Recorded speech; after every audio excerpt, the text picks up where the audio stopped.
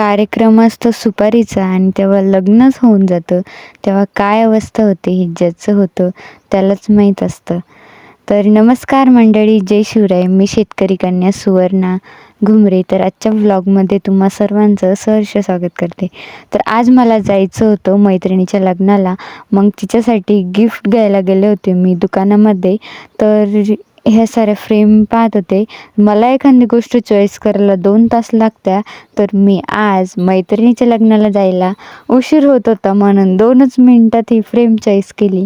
ह्या दुकानात फ्रेमच तेवढ्या भारी भारी होत्या की प्रत्येक फ्रेम आवडेलच. त्यात मी ही चॉईस केली आणि त्यानंतर मस्त पॅकिंग करून त्यांनी दिली आणि मग नंतर आम्ही परत निघालो लग्नाला जायला.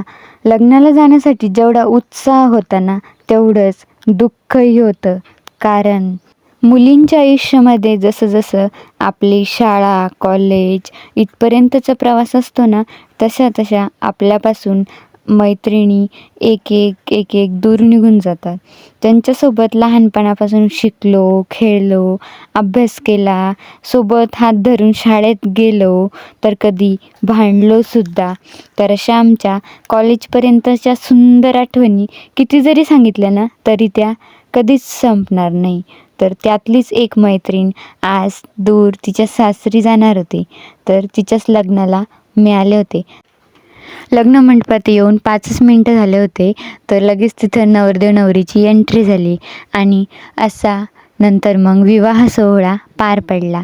आणि त्यानंतर सगळ्या मैत्रिणी लग्नामध्ये आज भेटल्या होत्या आणि त्यांच्या सगळ्यांसोबत आज भेटलो आणि फोटो काढले. तर असा होता आजचा दिवस आणि व्लॉग. तर प्रतीक्षाला आणि भाऊजीला तुमच्या नवीन आयुष्यासाठी खूप खूप शुभेच्छा. आणि त्यानंतर असा कार्यक्रम पार पडला आणि आता चालू होतं नवरदेव नवरीच्या जेवणाचा कार्यक्रम. तर इथं नवरीच्या कलवाऱ्या पण तिच्यासोबत बसलेल्या होत्या. तर असा होता आजचा दिवस आणि व्लॉग कसा वाटला हे कमेंट करून नक्की सांगा. Bye bye.